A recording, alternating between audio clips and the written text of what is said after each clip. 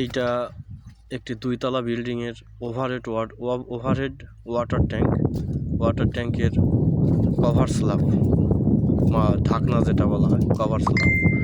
এই কভার স্ল্যাবে এটা রড বাইন্ডিংয়ের কাজ শেষ, ঢালাই শুরু হবে। তো এখানে কিছু মিস্টেকস আছে, যেমন আমাদের ভার্টিক্যাল যে রডগুলো আছে এই রডগুলো কিন্তু পরিষ্কার নেই, এবং বিমের যে রডগুলো আছে এখানে আপনারা খেয়াল করে দেখবেন এগুলোর মধ্যে স্পেসিং খুব কম থাকলে এখানে পাথর আটকিয়ে যাবে এবং ভাইব্রেশন ঠিকভাবে করা যায় না, মশলা আটকিয়ে যায়, যার কারণে একটা ভয়ের সৃষ্টি হয়।